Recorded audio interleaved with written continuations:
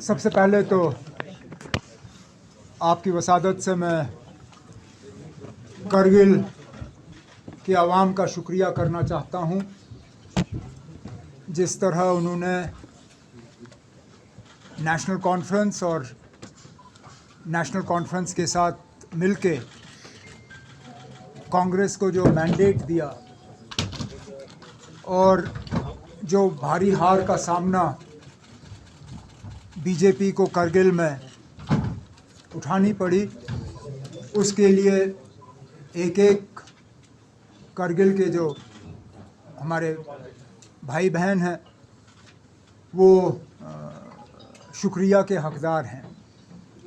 उसके साथ साथ अपने तंजीम के साथियों को मैं मुबारकबाद पेश करना चाहूँगा। ये कामयाबी न मेरी है, न नासिर की है, न यहाँ पे श्रीनगर में हम में से किसी की।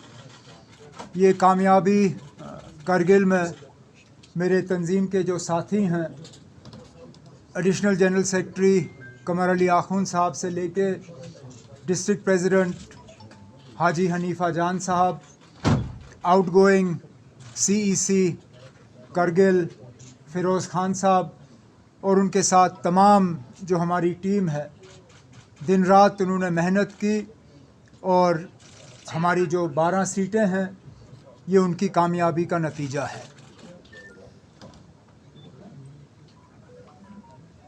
मैं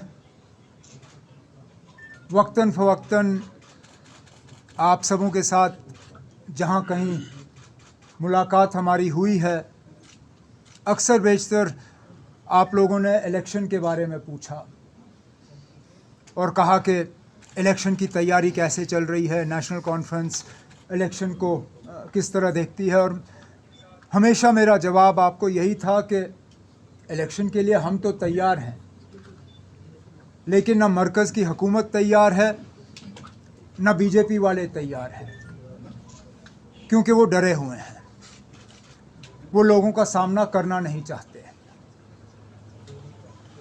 आज सबूत आपके सामने है। 2019 अगस्त 5 के बाद पूरे मुल्क को, न सिर्फ मुल्क को बल्कि दुनिया भर में बीजेपी ने यह फैलाने की कोशिश की कि जम्मू कश्मीर का बंटवारा, बिलखसूस लद्दाख को जम्मू कश्मीर से अलग करना, ये लद्दाख के लोगों की दिल की तमन्ना थी, उनकी ख्वाहिश थी और उस ख्वाहिश को पूरी की गई। आज ये साबित हुआ कि जम्मू कश्मीर को उसका बाइफरकेशन करना, लद्दाख को जम्मू कश्मीर से अलग करना, जितना ये हमें कश्मीर में बुरा लगा, जितना आज हम कहें कि जम्मू को भी ये पसंद नहीं आई बात, इतनी ही ये बात जो है करगिल के लोगों को खटकती है। अब बीजेपी वाले आपको शायद ये कहने की कोशिश करेंगे कि वहाँ जी मुसलमान अक्सरियत है, इसलिए नतीजा इस तरह रहा। तो पहले तो मैं उनसे पूछूंगा, क्या फिर लद्दाख का बंटवारा सिर्फ मजहबी बुनियाद पे हुआ? क्या सिर्फ मज़हब देख के हुआ? और अगर इस सारे चीज़ को आप मज़हब के तराजू में तोल रहे हो तो फिर आप शायद भूल रहे हो कि लद्दाख खित्ता भी मुसलमान अक्सरियत है। बेशक वहाँ बौद्धों की आबादी जो है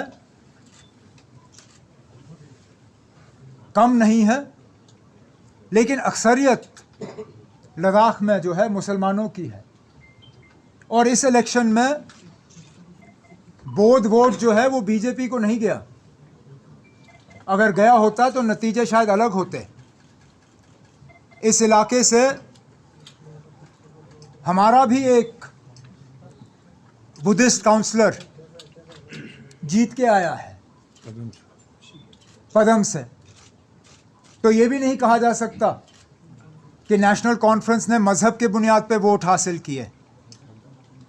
हकीकत ये है कि ये इलेक्शन डेवलपमेंट, और इन सब चीज़ों के बारे में कम और 5 अगस्त 2019 के बारे में ज़्यादा था। और करगिल के लोगों ने अपने वोट से साबित किया कि वो इस फैसले के साथ नहीं हैं। रही बात हमारे इलेक्शन की, इस नतीजे के बाद तो शायद ये कहा जा सकता है कि हमारे इलेक्शन हमसे और ज़्यादा दूर चले गए।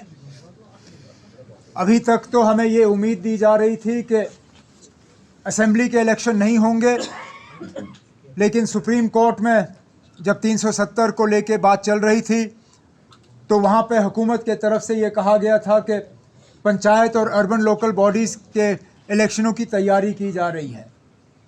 लेकिन पिछले दिनों दिल्ली में होम मिनिस्टर साहब की मीटिंग के बाद जो रिपोर्ट्स देखने को मिल रही हैं, उनके मुताबिक लगता है कि अब ना पंचायत इलेक्शन करने की इनको हिम्मत है, ना बल्दियाती इलेक्शन करने की इनको हिम्मत है। शायद इनका बस चलता तो ये यहाँ पे ये पार्लियामेंट का इलेक्शन भी नहीं कराते, लेकिन पार्लियामेंट इलेक्शन इनकी मजबूरी बन गई है। मुझे बीजेपी से इसका ज़्यादा गिला है नहीं, सियासी पार्टी हैं, हर चीज़ में अपना फ़ायदा और नुकसान देखेंगे। अगर मुझे गिला किसी से है तो वो इलेक्शन कमीशन से है। आज भी बड़े अफसोस से कहना पड़ता है कि जब चीफ इलेक्शन कमिश्नर से जम्मू कश्मीर के इलेक्शन के बारे में सवाल किया गया अभी सुबह के प्रेस कॉन्फ्रेंस में, तो उनका जवाब ये था कि जम्मू कश्मीर के इलेक्शन के बारे में फ़ैसला तमाम हालात को देख के लिया जाएगा, आफ्टर कंसिडरिंग ऑल फैक्टर्स। मैं उनसे पूछना चाहता हूँ, व्हाट आर द फैक्टर्स? क्योंकि हमें जो लगता है there is only one factor, that is fear factor. वो बीजेपी को जो फियर फैक्टर है, बीजेपी वाले इससे पहले राजभवन के पीछे छुपते थे, अब चीफ इलेक्शन कमिश्नर के पीछे भी छुपना शुरू कर गए हैं। और अफसोस की बात है कि चीफ इलेक्शन कमिश्नर और इलेक्शन कमीशन ऑफ इंडिया बजाय ये कि वो आज़ादाना तरीके से अपने फ़ैसले लें, वो सिर्फ़ और सिर्फ बीजेपी के इशारों पे अपना फ़ैसला ले रहे हैं। नहीं तो कोई जवाज़ियत नहीं बनती है कि इतने सालों के बाद भी आप जम्मू कश्मीर में असेंबली इलेक्शन नहीं करा सकते हो। अगर इस फेयर फैक्टर के अलावा और कोई फैक्टर है तो हम इलेक्शन कमीशन से सुनना चाहेंगे। क्या यहाँ पे इंटरनल सिक्योरिटी हालात जो हैं इस हद तक बिगड़ गए हैं कि अब आप इलेक्शन कर नहीं सकते हो? अगर बिगड़ गए हैं तो बताइए, क्योंकि अभी तक तो पूरी दुनिया को ये बताया गया था कि जम्मू कश्मीर में 5 अगस्त 2019 के बाद हालात में बहुत ज़्यादा बेहतरी आई है। यहाँ करोड़ से ज़्यादा टूरिस्ट आ रहे हैं, पता नहीं कितने कितने नंबर यहाँ दिए जा रहे हैं। अगर ये सब सच है तो फिर हमें बताइए ना, क्या फैक्टर है? आप किन फैक्टरों को कंसिडर कर रहे हैं? क्योंकि आप बार बार ये जो है राजभवन या इलेक्शन कमीशन के पीछे छुप के लोगों को अपने हक से महरूम नहीं रख सकते। लोगों का हक है अपनी हुकूमत का फैसला करना। क्या हमें उतना हक नहीं है जितना मध्य प्रदेश, छत्तीसगढ़, राजस्थान, तेलंगाना और मिज़ोरम को है?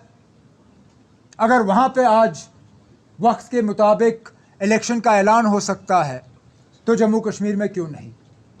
जम्मू कश्मीर के आवाम के तरफ से आज ये मेरा सीधा सीधा सवाल chief election commissioner of India से है।